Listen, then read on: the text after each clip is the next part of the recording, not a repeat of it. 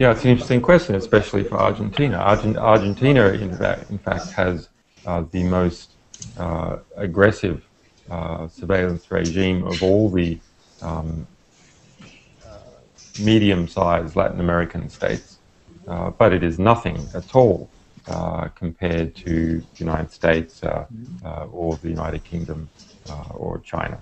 Mitigation measures that have been rolled out in Argentina, but the degree of surveillance is not significant when compared to the United States, which is conducting surveillance on the whole world, intercepting 1.7 billion telecommunications per day. Even as of 3 years ago, it would be even more now.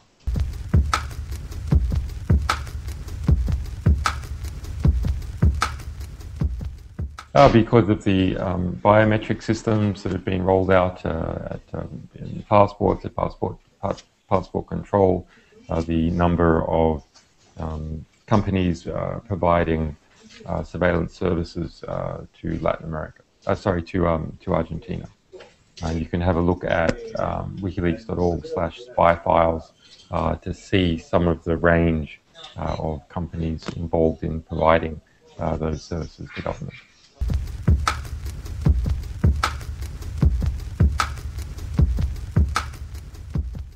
Well, as you know, Hugo Chavez has an extremely important legacy in Latin America. Really the most significant political figure in Latin America over the last 10 years, without a doubt. The situation now in Venezuela, of course, is not as stable as it was under Chavez. You have a new government and a new president who are finding their way.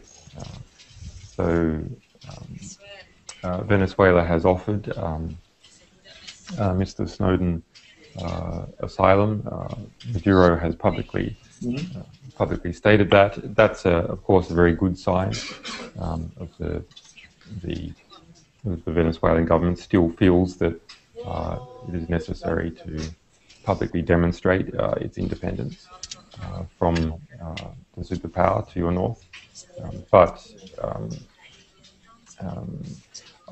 I would be slightly concerned as to the new status of the present government. I suppose it would be a way of testing it. There will be significant pressure applied to any government that gives Mr. Snowden asylum. So it would be really quite a test of the strength of that government and its popular support.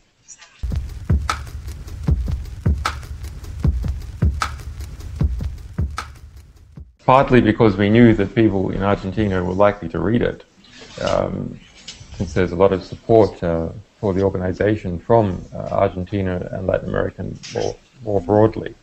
But the issues raised in the book affect all of humanity. The internet has penetrated every society on Earth, and along with it, the societies themselves have merged with the internet.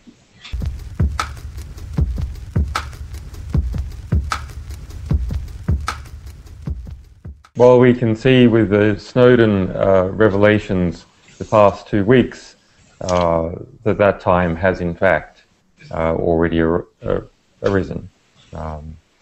We exist in a transnational surveillance dystopia with 99% of Latin American communications to the rest of the world passing through the United States and being intercepted, indexed, and stored permanently there.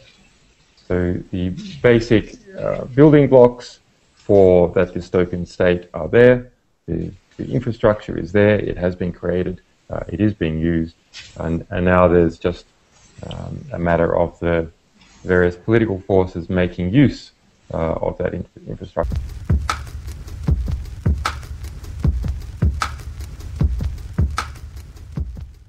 Not as far as any of these players are concerned in relation to the interplay between states presently. It's extremely interesting, and it's one of the the issues considered in the book is these interplay between states. There really is only one game in town as far as